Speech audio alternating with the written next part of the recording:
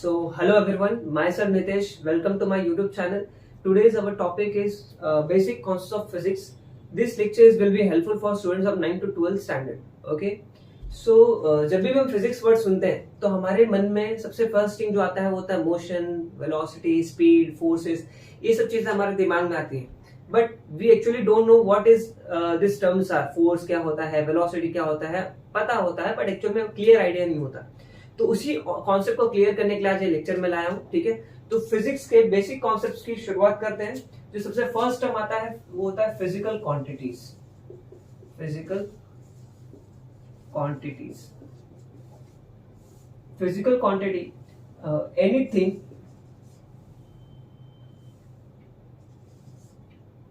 Anything which can be measured is defined as physical quantity. मतलब nature में हम जिस चीज को भी मेजर कर सकते हैं उसको हम लोग क्या डिफाइन करते हैं, फिजिकल क्वांटिटीज. एग्जांपल के लिए मैं लेंथ मेजर कर सकता हूँ, किसी पर्टिकुलर मार्कर का लेंथ मेजर कर सकता हूँ, मेरा खुद का लेंथ मेजर कर सकता हूँ, हाइट मेजर कर सकता हूँ, वॉल का हाइट. तो ये क्या है, लेंथ है. तो length is a measurable quantity, that means length क्या है, फिजिकल क्वांटिटी.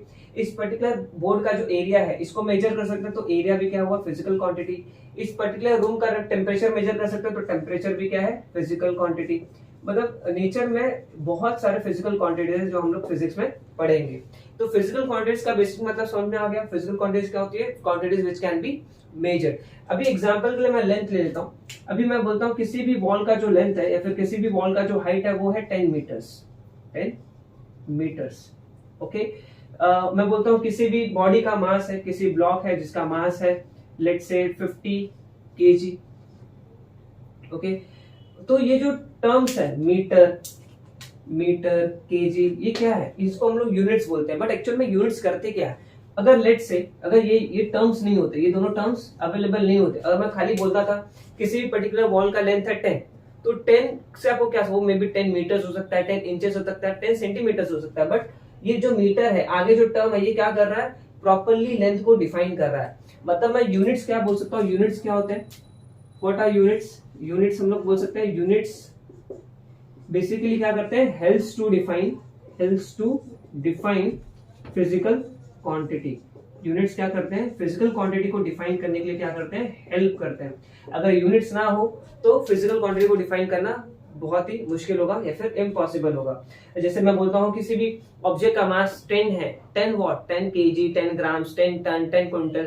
तो अगर आपको वो आगे जो टर्म है, स्पेसिफिक टर्म जो यूनिट है, जिसको हम लोग बोलते हैं यूनिट, जो स्पेसिफिक टर्म है उसको हम लोग क्या बोलते हैं, यूनिट बोलते हैं. अगर वो यूनिट आपको ना पता हो तो आप वो उस पर्टिकुलर ऑब्जेक्ट का, ब्लॉक का मास आप डिफाइन नहीं कर पाओगे, नहीं समझ पाओगे कि उसका मास, एक्चुअल मास है कितना. ओके. तो बेसिकली यूनिट क्या करता है, फिजिकल क्वांटिटी को डिफाइन करने के लिए हेल्प करता है. इसके एग्जांपल्स क्या है, ये मीटर, सेंटीमीटर, किलोमीटर, ग्राम, किलोग्राम, सेकेंड्स, मिनट, मतलब बहुत सारे एग्जांपल्स हैं. Okay. Etcetera and etcetera examples हैं यूनिट के. ठीक है. और बेसिकली जो यूनिट है वो हमारे नेचर में 3 तरीके के होते हैं. नेचर में नहीं, मतलब हम लोग ने यूनिट्स इनफाइनाइट तरीके के होते हैं. जैसे लेंथ को मैं मेजर कर सकता हूँ मीटर में, सेंटीमीटर में, किलोग्राम्स, किलोमीटर्स में, माइल्स में, यार्ड्स में. मतलब बहुत सारे लेंथ को मेजर करने के लिए यूनिट्स हैं. मास को मेजर करने के लिए ग्राम है, किलोग्राम है, टन है, क्विंटल है, एक्सेट्रा एक्सेट्रा यूनिट्स अवेलेबल है, पाउंड्स है. तो हम लोग क्या करते हैं, यूनिट्स को कुछ स्पेसिफाइड चीजों में, स्पेसिफिक टर्म्स में डिफाइन करते हैं. मतलब उनको हम लोग क्या बोलते हैं आगे, सीजीएस यूनिट, एमकेएस यूनिट और SI unit. CGS unit, MKS unit and SI unit. ये हम लोग ने 3 कैटेगरीज में यूनिट्स को डिफाइन किया गया है. मतलब क्या होता है सीजीएस, देखिए बेसिकली सीजीएस जो यूनिट होता है वो most of the time smaller unit होता है किसी भी फिजिकल क्वांटिटी का. और एमकेएस यूनिट क्या होता है, बिगर यूनिट होता है. एसआई यूनिट के बारे में थोड़ा बाद में बात करेंगे. देखिए अगर मैं सीजीएस यूनिट और एमकेएस यूनिट को अच्छे से डिफाइन करूं, जैसे मान लेते मुझे लेंथ मेजर करना है. तो लेंथ में अगर मान लीजिए ये मार्कर का लेंथ है, ये मार्कर का लेंथ तो मैं ऑब्वियसली किलोमीटर्स में नहीं बताऊंगा, इसका लेंथ मैं सेंटीमीटर में बताऊंगा क्योंकि ये लेंथ छोटा है. तो कभी भी छोटे यूनिट की बात करेंगे तो लेंथ का छोटा यूनिट क्या है, सेंटीमीटर. तो ये सी स्टैंड्स फॉर सीजीएस में सेंटीमीटर. ओके. अगर मैं यही लेंथ को एमकेएस यूनिट में देखूंगा तो ये मीटर हो जाएगा. हाँ. अगर दूसरा टर्म जो आता है मास, दूसरा टर्म क्या है, मास.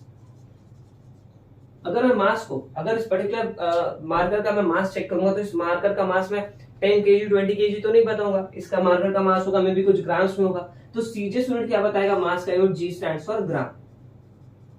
और वही अगर कोई बड़ा ऑब्जेक्ट ऐसा मैं एक ऑब्जेक्ट को मेरा मास बताऊं तो ऑब्वियसली मुझे बड़ा मास बड़े यूनिट बताना होगा, तो ये के स्टैंड्स फॉर अनकेस यूनिट का किलोग्राम। ओके, अगर मुझे टाइम को मेजर करना है, तो टाइम के लिए ये सीजीएस यूनिट में जो एस स्टैंड होता है वो सेकंड होता है, तो टाइम को हमेशा किस में मेजर करेंगे, सीजीएस यूनिट में सेकंड में, और एमकेएस यूनिट में किस में मेजर करेंगे, सेकंड्स में करेंगे। अब लास्ट में हमारा आता है एसआई यूनिट। देखिए अभी ये दोनों यूनिट्स अवेलेबल हो गए थे, ये दो टाइप्स के यूनिट्स आ गए थे, बट इसके बाद भी क्या हो रहा था, कंफ्यूजन क्रिएट हो रहा था। देखिए जब आज से पहले, बहुत पहले जमाने में क्या होता था, साइंटिस्ट लोगों का कॉन्फ्रेंस होता था, आज सेलिब्रिटी लोगों का कॉन्फ्रेंस होता है, लेकिन पहले के जमाने में साइंटिस्ट लोगों का कॉन्फ्रेंस होता था, वो लोग सेलिब्रिटी हुआ करते थे। तो वो लोग आगे खाली ऐसे शो देखने नहीं आते थे, वो बेसिकली क्या करने आते थे, अपने अपने जो भी एक्सपेरिमेंट्स है, थियरी, उनको प्रेजेंट करने आते थे। तो जब अपने एक्सपेरिमेंट्स को, थियरी को प्रेजेंट करेंगे तो डेफिनेटली कुछ ना कुछ उनके लिए यूनिट्स लगेगा, उसके अंदर फिजिकल क्वांटिटीज प्रेजेंट होंगे, और फिजिकल क्वांटिटीज को डिफाइन करने के लिए यूनिट लगता है। तो यूनिट होगा, मे बी वो सीजीएस सिस्टम हो सकता है या फिर वो एमके सिस्टम में हो सकता है, करेक्ट है। लेकिन ऐसा सिस्टम क्या है उसको समझते हैं। जैसे मान लेते हैं बहुत सारे साइंटिस्ट हैं, कोई साइंटिस्ट सीजीएस यूनिट में अपना आंसर, अपने थियरीज को प्रेजेंट करता है, कोई एमके यूनिट प्रेजेंट करता है, तो इसके क्या होता था, एक माइनर सा कंफ्यूजन क्रिएट होता था, बहुत ही माइनर सा कंफ्यूजन क्रिएट होता था, तो कभी कभी थोड़ा कॉम्प्लिकेटेड भी हो जाता था समझना। तो इसने क्या हुआ, कुछ टाइम बाद बहुत सारे साइंटिस्ट लोगों ने कुछ साल बाद क्या हुआ, एक बेसिक एक यूनिफॉर्म यूनिट सिस्टम डिफाइन करने का सोचा। जैसे एग्जांपल ले लेते हैं कि अभी मैं हिंदी बोल रहा हूँ, कोई दूसरी कंट्री में जाके अगर मान लो मुझे फ्रांस जाना है, तो मैं वहां पे फ्रेंच सीख के नहीं जाऊंगा, डेफिनेटली मैं वहां पे क्या मेरा कम्युनिकेशन ब्रिज होगा, इंग्लिश होगा, तो मैं वहां पे इंग्लिश में बात करूंगा। तो इंग्लिश क्या होगा, एक इंटरनेशनली एक्सेप्टेड लैंग्वेज है, मतलब कहीं पे भी जो आप इंग्लिश में कम्युनिकेट कर सकते हो, तो इंग्लिश को हम लोग क्या डिफाइन करें, इंटरनेशनली एक्सेप्टेड लैंग्वेज। उसी तरह आप अपने पास, आपको जो अच्छा लगता है, सीजीएस यूज करना है सीजीएस यूज करिए, एमकेएस यूज करना है एमकेएस यूज करिए, लेकिन जब किसी को प्रेजेंट करके दिखाएंगे तो आपको सिस्टम कौन सा यूज करना पड़ेगा, एसआई सिस्टम यूज करना पड़ेगा। मतलब आप अपने फिजिकल क्वांटिटीज को हमेशा किस में डिफाइन करोगे, एसआई सिस्टम में डिफाइन करोगे। तो एसआई सिस्टम क्या होता है, international system of units, international system of units. ये क्या बोलता है कि कभी भी आप लेंथ को मेजर करोगे, जब भी आप लेंथ को मेजर करोगे एसआई यूनिट में, तो वो कैसे मेजर करोगे, इन टर्म्स ऑफ मीटर। जब भी आप मास को मेजर करोगे in terms of SI unit, तो उसको किस में मेजर करोगे, किलोग्राम्स। जब भी आप टाइम को मेजर करोगे in terms of SI unit, तो हमेशा क्या होगा, सेकंड्स में। ओके, आपको भी लग रहा होगा एमकेएस यूनिट और एसआई यूनिट तो सिमिलर दिख रहा है, इस केस में सिमिलर दिख रहे हैं। जैसे जैसे आप बड़े बड़े फिजिकल क्वांटिटीज, अलग अलग फिजिकल क्वांटिटीज पढ़ोगे, तो आपको वहां पे दिखेंगे कि एमकेएस यूनिट और एसआई यूनिट क्या है, दोनों भी अलग अलग है, ठीक है। तो ये कुछ बेसिक चीजें हैं जो आपको पता होना चाहिए फिजिक्स में। ओके, इसके बाद हम लोग जो मोशन वाला पार्ट हो गया, मैकेनिक्स का जो पार्ट होगा, उसमें जो डिस्टेंस है, डिस्प्लेसमेंट है, वेलोसिटी, स्पीड, वो सब हम लोग अभी पढ़ने वाले हैं। ओके,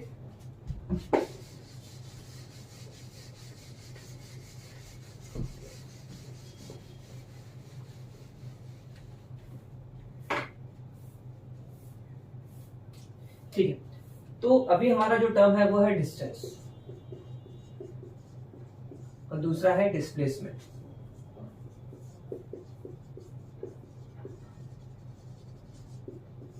डिस्टेंस एंड डिस्प्लेसमेंट में लोगों को बहुत कंफ्यूजन होता है। डेफिनेशन पॉइंट ऑफ व्यू से डिस्टेंस होता है actual path covered by an object from one point to another, और डिस्प्लेसमेंट होता है shortest possible path between 2 points. जैसे कि एग्जांपल ले लेते हैं, मान लेते हैं कोई पॉइंट, एक पॉइंट ए है और दूसरा पॉइंट बी है, ठीक है। और जैसे एग्जांपल के ले लेते हैं, आपका क्लासरूम है, आप यहाँ पे क्लास में हो, और क्लास से ये आपका जो बी पॉइंट है वो आपका होम है, ठीक है। और क्लास से और आपके होम के बीच में जो पाथ है, जो रास्ता है, वो समथिंग ऐसे ऐसे कोई भी एक रैंडम मैंने पाथ ऐसे दे दी, ये रैंडम पाथ है। तो आप जब घर से क्लास जाओगे तो कैसे जाओगे, इस पर्टिकुलर पाथ पे क्या करोगे, ट्रैवल करते जाओगे, ऐसे ट्रैवल करते जाओगे। तो आपने क्या किया, एक्चुअल पाथ क्या किया, कवर किया। क्या कर रहे हो आप, एक्चुअल पाथ कवर कर रहे हो। तो वही मैंने बोला, actual path cover by an object from one point two another point is your distance. मतलब इस पॉइंट से इस पॉइंट तक जो आप एक्चुअल पाथ कवर करते जाओगे, इस एक्चुअल पाथ को हम लोग क्या बोलते हैं, डिस्टेंस बोलते हैं। ओके, डिस्प्लेसमेंट क्या हो जाएगा फिर, अभी ये दो पॉइंट्स के बीच का मैंने क्या बोला, shortest possible path between two points. अभी दो पॉइंट्स हैं, इनके बीच का शॉर्टेस्ट पाथ क्या होता है, कभी भी याद रखिए, दो पॉइंट्स के बीच का सबसे शॉर्टेस्ट लेंथ जो होता है वो होता है उनके बीच का स्ट्रेट लाइन। ओके, तो इनके बीच का स्ट्रेट लाइन कुछ ऐसा होगा, ठीक है। तो ये जो स्ट्रेट लाइन ब्लू लाइन है वो क्या है, इनका डिस्प्लेसमेंट है, ये इनका डिस्प्लेसमेंट। और ये ब्लैक लाइन है का क्या है, डिस्टेंस कवर्ड। ओके, तो ये बेसिक सा कॉन्सेप्ट समझा। अभी देखिए दोनों को जो रिप्रेजेंट करने का तरीका है वो होता है एस, स्मॉल लेटर एस से हम लोग रिप्रेजेंट करते हैं। ओके, दोनों को हम लोग रिप्रेजेंट करते हैं स्मॉल लेटर एस से। लेकिन दोनों में बड़ा फर्क है कि ये स्केलर क्वांटिटी, ये वेक्टर क्वांटिटी है। अभी स्केलर और वेक्टर क्या है, देखिए फिजिकल क्वांटिटीज जो होती हैं वो दो तरीके की होती है। Physical quantities are of two types, एक होता है स्केलर फिजिकल क्वांटिटी, दूसरा होता है वेक्टर फिजिकल क्वांटिटीज। हम लोग ज्यादा डिटेल में नहीं जाएंगे इसके, हम लोग थोड़ा सा एक छोटा सा आइडिया ले लेंगे, स्केलर क्या होता है, वेक्टर क्या होता है। देखिए नेचर में कुछ फिजिकल क्वांटिटीज ऐसी हैं जिनको डिफाइन करने के लिए, वेल डिफाइन करने के लिए खाली एक मैग्नीट्यूड ही इनफ होता है। जैसे कि किसी पर्टिकुलर बॉडी का मुझे मास बताना है, तो मैं बोलूंगा इसका मास है 50 केजी 60 केजी। तो जो 60 केजी है, जो नंबर है, मैग्नीट्यूड है, वो क्या कर रहा है, इज परफेक्टली उस पूरे बॉडी को डिफाइन कर दे रहा है। मतलब इसका मास कितना है, 60 केजी है। से मान लो तो मैं बोलता हूँ किसी पर्टिकुलर टावर का हाइट है 200 मीटर्स, तो आप उस 200 मीटर से इजीली डिफाइन कर सकते हैं, गेस कर सकते हैं कि उसका हाइट इतना है, आप उसको अच्छे से डिफाइन कर पा रहे हो। तो ऐसे फिजिकल क्वांटिटीज को हम लोग नेचर में क्या नाम दिया, scalar quantities. Quantities only, quantity having only magnitude is defined as scalar physical quantities. लेकिन कुछ फिजिकल क्वांटिटीज नेचर में ऐसे भी हैं जिनको डिफाइन करने के लिए मैग्नीट्यूड तो चाहिए, बट एज वेल एज उनके साथ क्या होना चाहिए, डायरेक्शन होना चाहिए। देखिए मैग्नीट्यूड का बेसिक मतलब होता है नंबर्स, जो वैल्यूज हम लोग बोलते हैं ना, वैल्यूज 1 2 3 4 5 6 से क्या नंबर्स है, वैल्यूज है ना, इसको हम लोग क्या बोलते हैं, मैग्नीट्यूड बोलते हैं फिजिक्स के लैंग्वेज में। ठीक है, तो वेक्टर्स क्या होता है, मैग्नीट्यूड के साथ उसको डायरेक्शन की जरूरत होती है, किसको, फिजिकल क्वांटिटीज को। एग्जांपल जैसे मैं बोलता हूँ कोई पॉइंट, जैसे हम लोग डायरेक्शन को हम लोग कन्वेंशन तरीके से डायरेक्शन कैसे दिखाते हैं, ऐसे ईस्ट वेस्ट नॉर्थ साउथ। मैंने बोला आप इस पॉइंट पे हो, हम इस पॉइंट पे हैं, ठीक है। इस पॉइंट से मैंने आपको बोला यहाँ से 200 मीटर के डिस्टेंस पे एक जूस का शॉप है, जूस का शॉप है, ठीक है, 200 मीटर के डिस्टेंस पे, लेट्स से यहाँ पे। लेकिन आपको मैंने ये नहीं बोला कि कहाँ पे है, मैंने बस इतना बोला आपको 200 मीटर्स पे जूस का शॉप है। आप इनिशियली यहाँ जाते हो 200 मीटर्स, बट आपको कुछ नहीं मिलता। यहाँ जाओगे तो भी आपको कुछ नहीं मिलेगा, यहाँ जाओगे तो भी, मतलब पूरा चक्कर लगा लोगे तो भी आपको कुछ नहीं मिलेगा। अब आपको जाना किधर, इधर। अगर मैंने वहां पे ये स्पेसिफाई किया होता कि आपको 200 मीटर्स जाना है, 200 मीटर्स जाना है इन नॉर्थ ईस्ट डायरेक्शन, ये कौन सा डायरेक्शन है, नॉर्थ ईस्ट डायरेक्शन। कैसे बताते हैं, ये नॉर्थ और ईस्ट के बीच में, तो ये नॉर्थ ईस्ट डायरेक्शन में समझा है, तो ये 200 metres in north east direction जाओगे तो आप अपने डेस्टिनेशन पे इजिली पहुंच पाओगे। ओके, तो वेक्टर क्वांटिटीज क्या होती है, वेक्टर क्वांटिटीज होती है quantity having both magnitude and direction। मतलब ऐसी क्वांटिटी जिसके पास मैग्नीट्यूड भी हो और डायरेक्शन भी, तो उसको हम लोग क्या डिफाइन करते हैं, वेक्टर क्वांटिटीज। ओके, तो उसी तरह जो हमारा डिस्प्लेसमेंट है, डिस्प्लेसमेंट हमारा क्या है, वेक्टर क्वांटिटी है। क्यों, क्योंकि वेक्टर के डिस्प्लेसमेंट के पास क्या है, डायरेक्शन होता है। ओके, डिस्प्लेसमेंट के पास क्या होता है, डायरेक्शन होता है। बट जो डिस्टेंस है वो स्केलर क्वांटिटी है, डिस्टेंस क्या है, स्केलर, इसके पास कोई डायरेक्शन नहीं होता। जैसे लेट्स से मैं बोलता हूँ इस पॉइंट से लेके इस पॉइंट का जो डिस्टेंस है वो है 1 किलोमीटर, सो 1 किलोमीटर इनफ है आपको दो पॉइंट के बीच का डिस्टेंस, पाथ लेंथ बताने के लिए इनफ है। लेकिन डिस्प्लेसमेंट क्या होता है, मान लें आप पॉइंट सी पे हैं और पॉइंट सी से आपको एच तक का डिस्प्लेसमेंट, होम तक का डिस्प्लेसमेंट चाहिए, तो आप क्या करेंगे, यहाँ से यहाँ जाएंगे तो ये आपका डिस्प्लेसमेंट होगा, और ये जो यहाँ से यहाँ जा रहे हैं आपका, ये क्या होगा, डिस्प्लेसमेंट का पर्टिकुलर डिस्प्लेसमेंट का डायरेक्शन होगा। तो डिस्प्लेसमेंट के पास क्या होता है, डायरेक्शन होता है, इसके लिए क्या होता है, वेक्टर क्वांटिटी, और डिस्टेंस जो होता है वो हमारा स्केलर क्वांटिटी होता है। हालांकि अभी दोनों में सिमिलरिटी क्या दिख रही है, दोनों को हम लोग स्मॉल लेटर एस से रिप्रेजेंट करते हैं, ठीक है।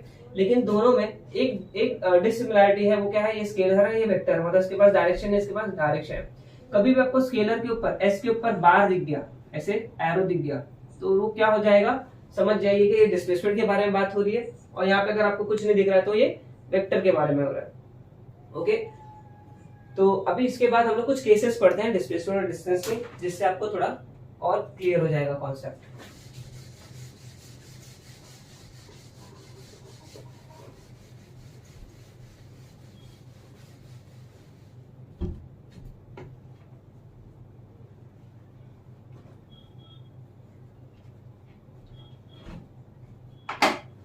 केसेस, केसेस से क्या होगा, जो हमारा डिस्टेंस और डिस्प्लेसमेंट का जो कॉन्सेप्ट है वो थोड़ा अच्छे से क्लियर हो जाएगा।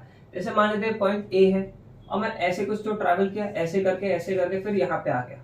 ओके, तो मेरा पॉइंट ए से लेके ये पॉइंट बी तक का मैंने डिस्टेंस कितना कवर किया, ऐसे जो मैंने पाथ पे ट्रैवल किया, मेरा क्या हो गया, डिस्टेंस हो गया। अगर मैं डिस्प्लेसमेंट की बात करूं इस पर्टिकुलर केस में, तो डिस्प्लेसमेंट क्या होता है, डिस्प्लेसमेंट का डेफिनेशन क्या होता है, shortest possible path between two points. तो ये दो पॉइंट्स के बीच का शॉर्टेस्ट पाथ क्या होगा, इनके बीच का स्ट्रेट लाइन। ओके, और उसकी डायरेक्शन क्या होगी, ए से बी तक की होगी। तो ये क्या है, तुम्हारा डिस्प्लेसमेंट है ए से बी। ओके, अभी मैं और एक केस लेता हूं, जैसे मान लेते हैं मैं एक सर्कुलर पाथ में क्या कर रहा है, पार्टिकल ट्रैवल कर रहा है। कोई भी सर्कुलर पाथ में पार्टिकल क्या कर रहा है, ट्रैवल कर रहा है। जैसे कि मान लेते हैं पार्टिकल यहाँ था और यहाँ से ऐसे ट्रैवल करते करते करते ऐसे यहाँ तक चला गया। तो पार्टिकल ने डिस्टेंस कितना कवर किया, डिस्टेंस कवर किया इसने half of the circle, half circle cover किया। यहाँ से डिस्टेंस कितना कवर किया, हाफ, मतलब ये क्या है, pi r. Circumference of circle 2 pi r होता है, तो हाफ कितना होगा, पाई आर होगा। ओके, बट डिस्प्लेसमेंट क्या होगा इस केस में, डिस्प्लेसमेंट क्या होगा, डिस्प्लेसमेंट का डेफिनेशन हम लोगों ने क्या देखा था, shortest possible path between two points. ये बी है, एक है, ये बी है, तो इनके बीच का जो शॉर्टेस्ट पाथ है वो क्या है, ये है, डायमीटर है, और इसकी डायरेक्शन किधर है, टुवर्ड्स बी। ओके, तो डिस्प्लेसमेंट क्या हुआ, ये ए और बी का जो शॉर्टेस्ट पाथ है, ये जो क्या है, डायमीटर के इक्वल है, ये डायमीटर। अभी इसमें एक और केस देख लेते हैं, जैसे कि यहाँ पे एक एग्जांपल ले लेते हैं। वही पार्टिकल क्या कर रहा है, सर्कुलर मोशन कर रहा है सर्कुलर पाथ में। ओके, अब पार्टिकल क्या करता है, यहां से स्टार्ट करता है ए पॉइंट से और ट्रैवल करते करते करते यहां पे आ जाता है बी पॉइंट पे। तो इसने डिस्टेंस कवर कितना किया इस केस में, डिस्टेंस कवर कितना होगा, पूरा सर्कल घूम गया, मतलब सर्कमफेरेंस कवर कर लिया, सर्कमफेरेंस। और सर्कमफेरेंस ऑफ द सर्कल कितना होता है, 2 पाई आर। ओके, बट इस केस में डिस्प्लेसमेंट क्या होगा, डिस्प्लेसमेंट क्या होगा, हम लोगों ने डिस्प्लेसमेंट का डेफिनेशन क्या पढ़ा था, shortest possible path between two points. तो पॉइंट ए है और ये पॉइंट बी दोनों एक दूसरे को ओवरलैप कर रहे हैं। इस केस में क्या हो रहा है, वापस जो पॉइंट बी है वो वापस ए पॉइंट पे वापस आ जा रहा है, मतलब दोनों पॉइंट्स क्या कर रहे हैं, एक दूसरे को ओवरलैप कर रहे हैं। तो इस केस में डिस्प्लेसमेंट कितना हो जाएगा, 0। अब दोनों पॉइंट्स एक दूसरे को ओवरलैप कर रहे हैं तो उनके बीच में डिस्टेंस कितना हो जाएगा, 0। तो डिस्प्लेसमेंट क्या हो जाएगा, 0। ओके, अभी मेरा क्वेश्चन है, can distance equal to displacement, ऐसा पॉसिबल है क्या, डिस्टेंस और डिस्प्लेसमेंट एक दूसरे को इक्वल हो सकते हैं, यस। कब ये पॉसिबल है, if both having same path without changing direction, example के लिए देख लेते हैं। ये कोई पार्टिकल है, मान लेते कार है, ये क्या कर रहा है, ऐसे प्लेन रोड पे वर्टिकल रोड पे से चल रहा है, ठीक है। इनिशियली पार्टिकल ऐसे यहाँ से यहाँ जाता है, let's say 20 metre distance cover करता है। तो इस केस में इसका डिस्टेंस कितना होगा, 20 मीटर, और डिस्प्लेसमेंट कितना होगा, 20 मीटर्स। तो दोनों क्या होंगे इस केस में, इक्वल होंगे। तो अगर देखो मैंने डेफिनेशन क्या बोला इसका, reason both having same path without changing direction, तो क्या होगा, डिस्टेंस और डिस्प्लेसमेंट एक दूसरे के इक्विवेलेंट हो सकते हैं। लोगों को ऐसा लगता है कि डिस्टेंस मतलब टेढ़ा मेढ़ा रास्ता, इररेगुलर पाथ, और डिस्प्लेसमेंट होता है स्ट्रेट पाथ। बट दोनों भी ऐसा नहीं है कि डिस्टेंस स्ट्रेट नहीं हो सकता, डिस्टेंस भी स्ट्रेट हो सकता है। ओके, और डिस्टेंस और डिस्प्लेसमेंट इस केस में इक्वल है। व्हाट इफ अगर ऐसा होता कि ये व्हीकल अगेन यहाँ पे जा रहा है और यहाँ से 20 मीटर्स गया, ओके, तो डिस्टेंस और डिस्प्लेसमेंट इक्वल आया, बट उसके बाद क्या हुआ, पार्टिकल वापस से यहाँ से यूटर्न लेके वापस अपने इनिशियल पोजीशन पे आ गया 20 मीटर्स कवर करके, तो इसका डिस्टेंस कितना हो जाएगा, डिस्टेंस हो जाएगा 20 प्लस 20 40 मीटर्स, बट डिस्प्लेसमेंट कितना होगा, डिस्प्लेसमेंट कितना हो जाएगा 0, क्योंकि पार्टिकल अपने ओरिजिनल पोजीशन पे आ गया तो डिस्प्लेसमेंट कितना हो जाएगा 0 हो जाएगा। ओके, तो ये कुछ केसेस थे जिससे आपको डिस्टेंस और डिस्प्लेसमेंट इजीली अच्छे से समझ में आ गया होगा। ओके, अभी आगे चलते हैं स्पीड एंड वेलोसिटी को देखते हैं। स्पीड एंड वेलोसिटी क्या होता है।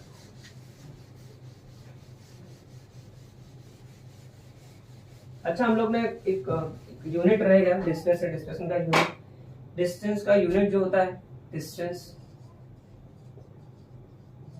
एंड डिस्प्लेसमेंट दोनों भी क्या है, लेंथ है, दोनों भी लेंथ है। और लेंथ का हम लोग ने यूनिट पढ़ा है, लेंथ का सीजीएस यूनिट क्या होता है, लेंथ का सीजीएस यूनिट होता है सेंटीमीटर, एमकेएस यूनिट होता है मीटर,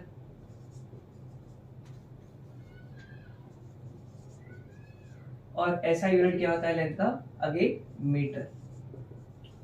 तो ये हमको याद रखना है, जो डिस्टेंस और डिस्प्लेसमेंट दोनों का यूनिट क्या है, सेम है, दोनों का डिस्टेंस क्या है, यूनिट क्या है, सेम है। ऐसा यूनिट क्या है, मीटर, एमकेएस यूनिट मीटर और सीजीएस यूनिट सेंटीमीटर। ओके, अभी डिस्टेंस और डिस्प्लेसमेंट का कॉन्सेप्ट पूरा अच्छे से क्लियर हो चुका है। अभी हम लोग देखेंगे speed and velocity. Speed and velocity, ठीक है, स्पीड क्या है बेसिकली, ठीक है। स्पीड का अगर मैं फॉर्मूला लिखूं तो स्पीड होता है, speed is equal to distance covered upon time taken. अगर डेफिनेशन होगा तो क्या होगा, distance covered by an object upon time taken by an object. Okay, तो ये है स्पीड का बेसिक फॉर्मूला। ओके, तो स्पीड बेसिकली होता क्या है, मान लेते हैं आप एक पाथ पे ऐसे ट्रैवल कर रहे हैं, एक पाथ है, आप इस पे ऐसे ट्रैवल कर रहे हैं, तो स्पीड बेसिकली होता क्या है, how fast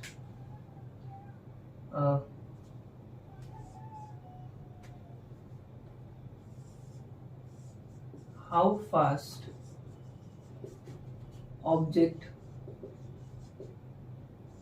changing its position with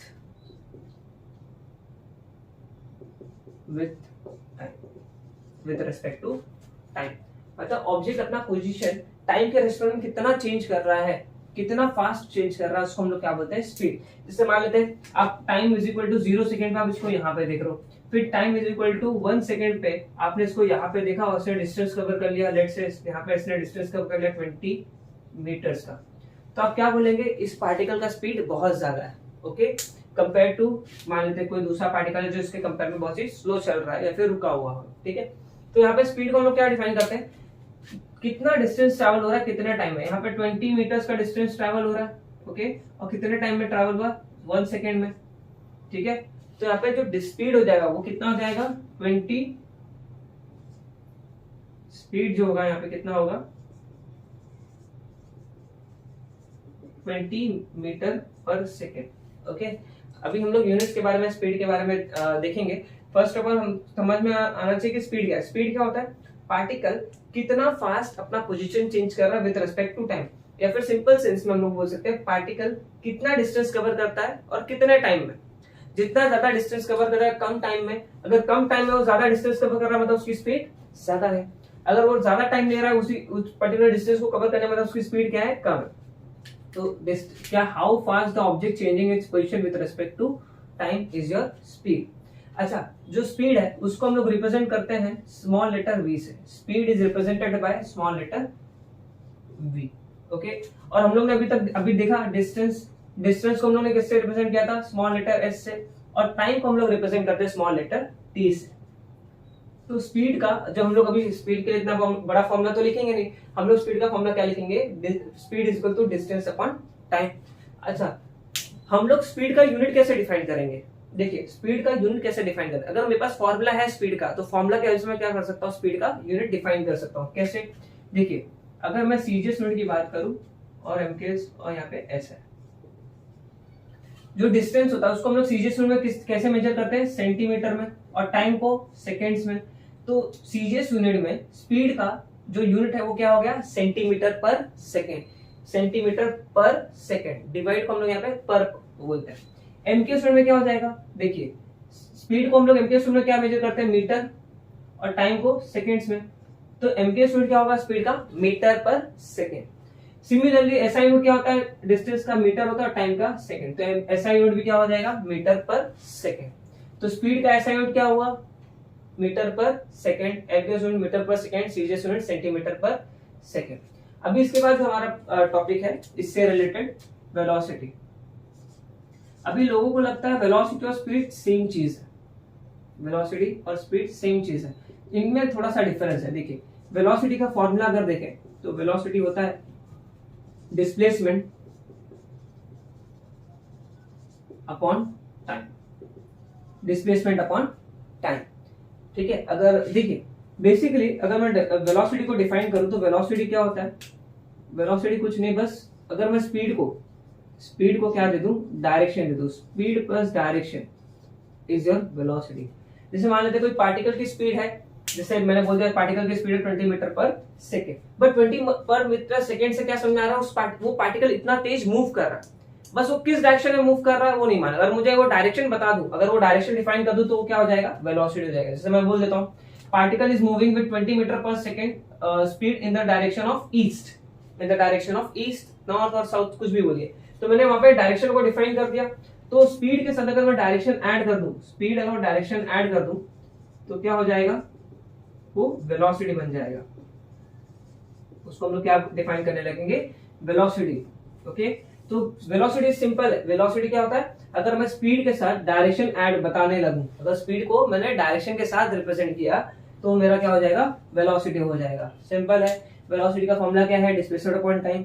velocity को हम लोग किससे रिप्रेजेंट करते हैं, स्मॉल लेटर वी से, स्पीड को भी स्मॉल लेटर वी से।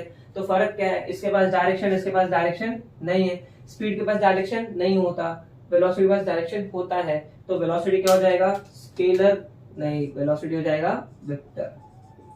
ओके, और स्पीड के पास डायरेक्शन है तो स्पीड क्या हो जाएगा, स्केलर। और मैंने ऑलरेडी बताया था जो डायरेक्शन जिसके पास होता है, जो वेक्टर क्वांटिटीज होती है उनके ऊपर क्या लगा दो, एरो लगा दो। तो कभी भी आपको v के ऊपर एरो दिख रहा हो तो वो क्या होगा, वेलोसिटी। अगर v के ऊपर कुछ नहीं दिख रहा हो तो वो क्या है, स्पीड। समझा। अच्छा, वेलोसिटी का फॉर्मूला क्या हो जाएगा, वेलोसिटी का फॉर्मूला होगा, वेलोसिटी है, वेलोसिटी को v से रिप्रेजेंट करते हैं, डिस्प्लेसमेंट को किससे रिप्रेजेंट करते हैं, s से रिप्रेजेंट करते हैं, और टाइम को t से। दोनों का फॉर्मूला सेम है, ठीक है। अगर मैं यहाँ पे बार लगा दूं तो ये क्या हो जाएगा, वेलोसिटी हो जाएगा। अगर बार नहीं लगाऊंगा तो क्या हो जाएगा, स्पीड हो जाएगा। ओके, मतलब वेलोसिटी का जो मैग्नीट्यूड है, वेलोसिटी का जो मैग्नीट्यूड है वो क्या होता है, speed. Magnitude of velocity speed. Speed का नंबर है ना, तो वो क्या हो गया, वेलोसिटी का मैग्नीट्यूड हो गया। वेलोसिटी का मैग्नीट्यूड प्लस डायरेक्शन, वेलोसिटी का magnitude speed and magnitude plus direction is your velocity. अच्छा, इसका यूनिट क्या होगा, same as, unit same as speed. Speed का जो यूनिट है वो भी वेलोसिटी का यूनिट का, क्योंकि डिस्प्लेसमेंट और डिस्टेंस का यूनिट सेम होता है और टाइम का भी यूनिट क्या होगा, दोनों जगह सेम होगा। तो ये दो कॉन्सेप्ट आपको समझ में आ गया, ठीक है। तो इसके बाद हम लोग करते हैं एक्सेलरेशन वाला पार्ट।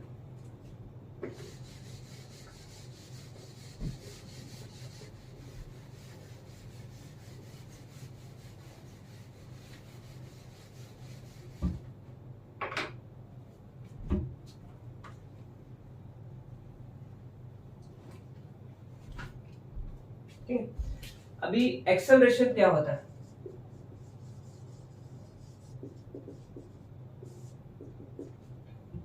अगर एक्सेलरेशन का डेफिनेशन देखें तो क्या होता है, rate of change in velocity. Rate of change in velocity. देखिए जो चेंज इन वेलोसिटी है वो हम लोग उस पे आते हैं, पहले रेट को देखते हैं। देखिए रेट मतलब क्या होता है, किसी चीज का प्राइस नहीं होता। फिजिक्स में रेट का मतलब होता है, जब भी हम लोग रेट बोलेंगे तो हम लोग क्या कर रहे हैं, वहां पे कंपेयरिंग विद टाइम, टाइम के साथ क्या कर रहे हैं, उस पर्टिकुलर फिजिकल क्वांटिटी को क्या कर रहे हैं, कंपेयरिंग विद टाइम। ठीक है, अगर आपको रेट दिख रहा है तो समझ जाइए हम लोग वहां पे क्या कर रहे हैं, पर्टिकुलर फिजिकल क्वांटिटी को टाइम के साथ कंपेयर कर रहे हैं। ठीक है, with respect to time. Okay, तो एक्सेलरेशन को हम लोग रिप्रेजेंट करते हैं स्मॉल लेटर ए से। ओके, तो एक्सेलरेशन का फॉर्मूला क्या हो जाएगा, देखिए एक्सेलरेशन क्या है, rate of change in velocity. जब भी आपको रेट दिखे तो हमेशा टाइम से उसको डिवाइड कर देना। कंपेयरिंग विद टाइम मतलब क्या, डिवाइडिंग विद टाइम। ओके, और ऊपर क्या है, किसको कंपेयर कर रहे हैं हम लोग, चेंज इन वेलोसिटी। तो change in velocity with respect to time is your acceleration. ठीक है, change in velocity with respect to time is your acceleration.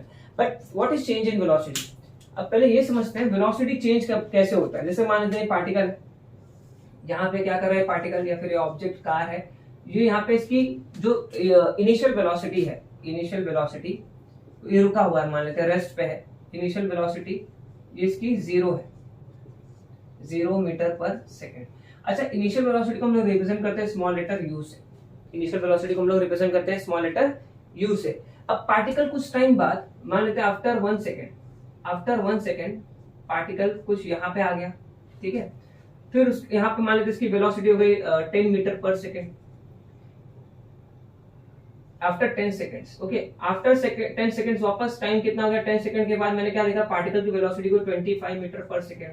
वापस 10 सेकेंड्स बाद देखा पार्टिकल की वेलोसिटी क्या हो गई, 10 सेकेंड्स बाद क्या देखा, पार्टिकल की वेलोसिटी को 40 मीटर पर सेकेंड। इसके बाद particle constant speed 40 metre per second speed से जा रहा है। तो ये जो पर्टिकुलर 40 मीटर पर सेकेंड है, इसको मैं क्या बोल सकता हूँ, ये मेरा क्या है, फाइनल वेलोसिटी। इसके बाद वेलोसिटी चेंज नहीं हो रही है।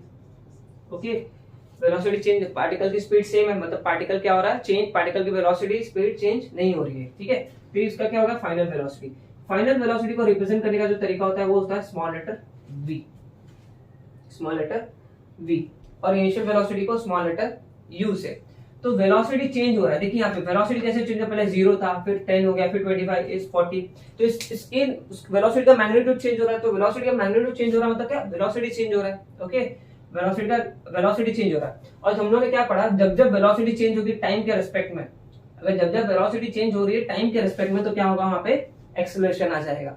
मतलब वेलोसिटी चेंज होता है टाइम के रिस्पेक्ट में, तो हम उसको क्या बोलते हैं, एक्सेलरेशन बोलते हैं। अच्छा, चेंज मतलब क्या होता है, चेंज मतलब क्या होता है, चेंज मतलब होता है डिफरेंस, चेंज मतलब होता है डिफरेंस, चेंज मतलब होता है डिफरेंस।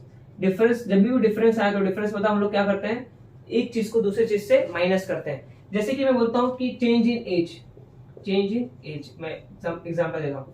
मान लेते हैं कि मैं पहले 15 साल का था, इनिशियल एज मेरी कितनी थी, इनिशियल एज मेरी थी, इनिशियल एज 15 इयर्स। ओके, और मेरी फाइनल एज है, मान लेते हैं फाइनल एज ये है मेरा 22 इयर्स। ओके, फाइनल एज मेरी 22 इयर्स है। तो अगर किसी ने पूछा what is your difference in age, या फिर what is your change in age, तो मैं क्या करूंगा, फाइनल चेंज इन एज कैसे निकालूंगा, चेंज इन एज निकालूंगा, चेंज इन एज क्या करूंगा मैं, final age minus initial age. देखिए, कोई पूछेगा चेंज, आप पहले 15 साल के थे, अब आप 22 साल के हो गए, तो आपके एज में कितना डिफरेंस है, 7 इयर्स का। कैसे मालूम पड़ा आपको, डिफरेंस करके। क्या डिफरेंस किया मैंने, फाइनल एज को इनिशियल एज से सबट्रैक्ट कर दिया, तो मुझे क्या मिल गया, 22 माइनस 15, मुझे मिल गया 7 इयर्स का डिफरेंस। तो 7 इयर्स मेरा क्या है, चेंज इन एज या फिर डिफरेंस इन एज। उसी तरह चेंज इन वेलोसिटी के लिए क्या लिख सकता हूं, final velocity minus initial velocity, final velocity minus initial velocity upon time. अच्छा, फाइनल वेलोसिटी को हम लोग किससे रिप्रेजेंट करते हैं, अभी देखा था v से रिप्रेजेंट करते हैं। ओके, माइनस इनिशियल वेलोसिटी को किससे रिप्रेजेंट करते हैं, u से रिप्रेजेंट करते हैं। टाइम किसको रिप्रेजेंट करते हैं, t से। तो एक्सेलरेशन का फॉर्मूला क्या आ गया मेरे पास, v minus u upon t। v is your final velocity, u is your minus initial velocity, t is your time. तो एक्सेलरेशन का फॉर्मूला क्या होगा, v minus u upon t। तो ये तुम्हारा एक्सेलरेशन, मतलब जब जब वेलोसिटी में चेंजेस आएंगे तब तक हम लोग को क्या देखने मिलेगा, एक्सेलरेशन देखने मिलेगा। अच्छा, वेलोसिटी चेंजेस, वेलोसिटी कब चेंज होता है, हमारा क्वेश्चन है वेलोसिटी, व्हेन वेलोसिटी चेंजेस, या फिर ऐसे वेलोसिटी चेंजेस व्हेन, वेलोसिटी कब कब चेंज होती है वो उसका हम लोग केस देख लेते हैं। ठीक है, पहला वेलोसिटी के पास क्या होता है, स्पीड होता है। ओके, स्पीड को हम लोग क्या बोलते हैं, उसका मैग्नीट्यूड बोलते हैं। ओके, और दूसरा उसके पास क्या होता है, डायरेक्शन होता है। ठीक है, ये दो चीजें होती है वेलोसिटी के पास। मान लेते हैं पार्टिकल क्या कर रहा है, ऐसे यहां से ट्रैवल कर रहा है, ये पार्टिकल है यहाँ पे, ये कुछ ऐसे जा रहा है और ये स्ट्रेट इसी डायरेक्शन में जाएगा, इसी पाथ में जाएगा, इसकी डायरेक्शन चेंज नहीं हो रही है। लेकिन यहां से मान लेते हैं इसकी स्पीड 10 मीटर पर सेकंड थी, इसके बाद यहाँ पे 20 मीटर पर सेकंड हो गई, मतलब इसकी स्पीड में क्या हो गया, चेंज हो गया, स्पीड चेंज हो गया, मतलब मैग्नीट्यूड चेंज हो गया। और मैग्नीट्यूड चेंज होगा तो क्या होगा, वेलोसिटी भी चेंज होगा।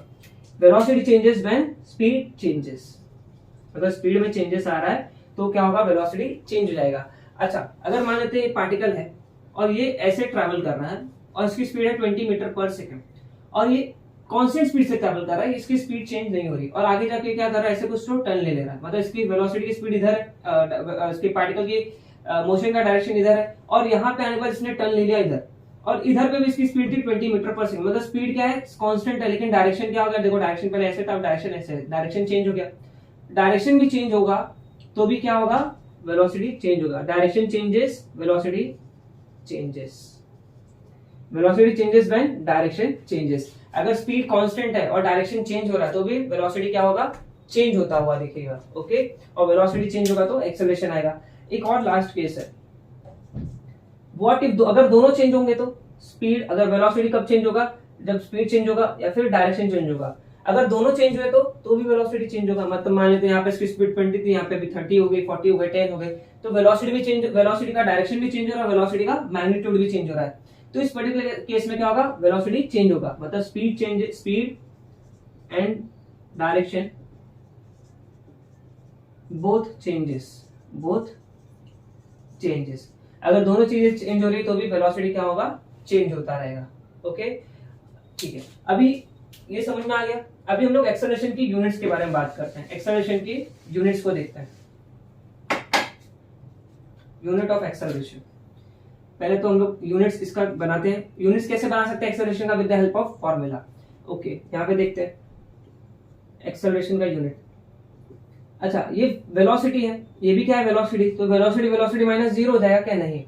अच्छा, ये जो वेलोसिटी है फाइनल है, ये इनिशियल है, इन दोनों का जो डिफरेंस है मुझे क्या देगा, वेलोसिटी ही देगा। जैसे कि यहाँ पे मैंने एज डिफरेंस निकाला, final age minus initial age, तो मुझे ये एज डिफरेंस क्या मिला, एज ही तो मिला।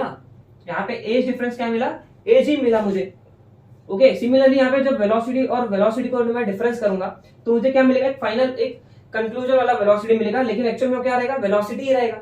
ओके, एट द एंड वो क्या रहेगा, वेलोसिटी। और वेलोसिटी का हम लोग ने यूनिट पढ़ा था, क्या होता है, मीटर अपॉन सेकंड। वेलोसिटी का यूनिट क्या होता है, metre upon second. Okay, whole divided by, नीचे क्या है, टाइम है, तो टाइम का यूनिट क्या होता है, सेकंड होता है। अभी सेकंड ऊपर चला जाएगा तो क्या होगा, मीटर अपॉन सेकंड, सेकंड ऊपर चल जाएगा तो 1 अपॉन सेकंड हो जाएगा। ओके, m 1 जा m, second into second square, तो ये क्या हो गया, एक्सेलरेशन का mks यूनिट। अच्छा, यही SI यूनिट भी होता है, mks और SI यूनिट क्या होता है, एक्सेलरेशन का सेम होता है, क्योंकि वेलोसिटी का mks और SI यूनिट सेम है और टाइम का भी सेम है, तो इसके लिए mks और SI यूनिट क्या होगा, एक्सेलरेशन का सेम होगा। ठीक है, एक्सेलरेशन का यूनिट। अगर मैं सीजीएस यूनिट की बात करूं, सीजीएस यूनिट, तो सीजीएस यूनिट क्या होगा, देखिए सेंटीमीटर के जगह क्या आ जाएगा, सेंटीमीटर आएगा, और सेकंड के लिए तो सेकंड ही रहेगा, तो सेकंड स्क्वायर। तो ये क्या हो गया, CGS unit for acceleration. Hope आपको ये सब टॉपिक बहुत ही इजीली समझ में आ गया होगा, और आपके जो बेसिक टर्म्स हैं, acceleration, velocity, speed, distance and displacement, वो इस लेक्चर के बाद क्लियर हो गए होंगे। अब इसके बाद आप फिजिक्स को बहुत ही इजीली अच्छे से डिफाइन कर सकते हो, उसको डीपली क्लियरली अंडरस्टैंड कर पाओगे। Okay, so thank you for watching. Okay, thank you.